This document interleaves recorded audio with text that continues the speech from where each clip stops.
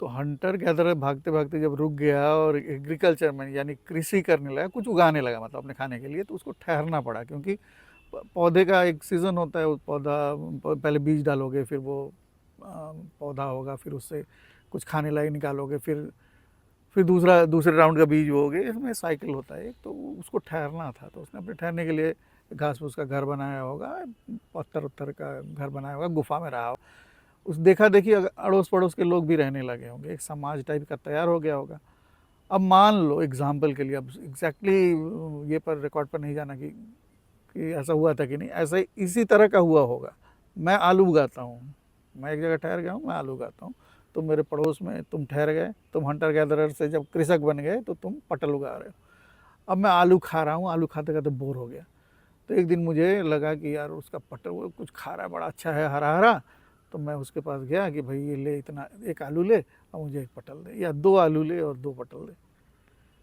तो फिर वो राज़ी हो गया, वो भी तो बोर हो रहा है, पटल कितने दिन खाएगा, वो भी बोर हो गया होगा। फिर हम दोनों एक्सचेंज करने लगे, ये बार्टर है।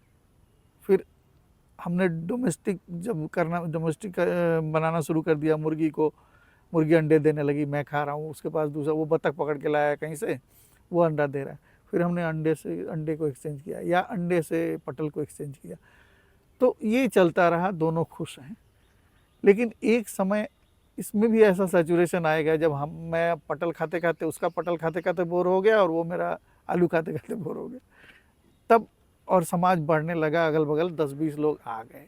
अब बार्टर सिस्टम में क्या है कि जो चीज़ मैं दे रहा हूँ और जो चीज़ मुझे चाहिए, दोनों का नीड होना चाहिए। जैसे अगर मुझे पटल चाहिए और उसको आलू चाहिए, तब तो बार्टर होगा।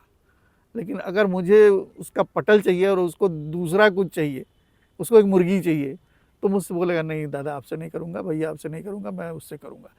तो ये एक प्रॉब्लम आ जाए, ऐसा आ गया होगा कि बार्टर एक जगह जाके रुक गया होगा। तो फिर उसमें जो बुद्धिमान लोग होंगे उस समाज में, उन लोगों ने फैसला किया कि यार चलो एक कौड़ी है, वो जो नदी के किनारे कौड़ी में क्या बोलते हैं उसको, स्नेल का जो, हाँ उस तरह का कोई, या सीपी मान लो, उसको ले आके, या कोई पत्थर जो चमकीला हो, उसको उन लोगों ने कहा कि ये कॉमन करेंसी रहेगी, ये दे के एक मुर्गी भी मिल जाएगी, 1 किलो पटल भी मिल जाएगी, या उसी के बराबर वजन का पटल, उसमें तो किलो नहीं रहा होगा, मतलब इतना पटल भी मिल जाएगा गिनती से, और इतना आलू मिल जाएगा। तो जो अगर उस पत्थर, मान लो पत्थर का टुकड़ा है चमकीला, सबने मान ली कि ये कॉमन, इसी के बदले में, इसी के टर्म्स में एक्सचेंजेस ठीक किए जाएंगे, कितने पटल, कितने आलू, कितनी मुर्गी, कितने अंडे, वो करेंसी बन गई।